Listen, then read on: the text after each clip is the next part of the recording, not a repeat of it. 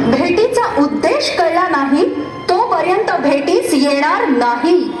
भेटीच्या बहाण्यात आम्हास काही काळे बेरे दिसते. मी एक स्त्री निशस्त्र कशी येऊ शकते? पंतप्रधान आणि कारभारी सैन्यासह येऊ शकतील. इंग्रजांनी झाशीवर जोरदार हल्ला चढवला.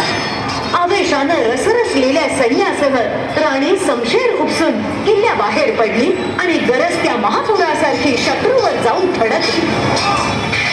ती धडक जबरदस्त होती. राणीच्या तळपत्या बेभान शमशेरी होती मृत्यू भिरभिरत होता.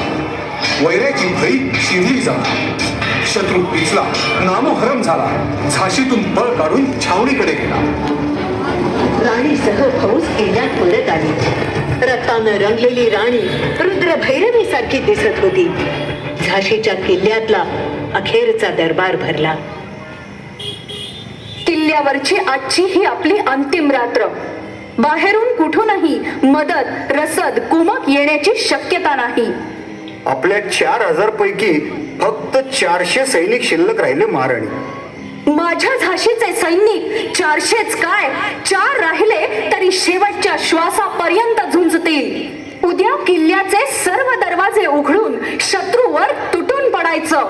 मृत्यूच्या अंगणात तडफेने पाऊल ठेवताना भारताच्या अंगणात शत्रू रक्ताची कारंजी उडवून जाऊ. आम्ही नाही भीत मरणाला. झाशीसाठी जीव गेला तरी बेहतर. शेवटच्या श्वासापर्यंत तुमच्या बरोबर राहू. भारताशी, झाशीशी आणि मर्दानी झाशीवालीशी एकनिष्ठ राहू. महाराणीजी, बोला दिवाण. इंग्रजांच्या सेनासागरात कितीही मारले तरी आपला शेवट अटळ आहे. त्याऐवजी राजपुत्र दामोदरला घेऊन आपण त्वरित कालपीला रवाना व्हावं. वारस वाचेल.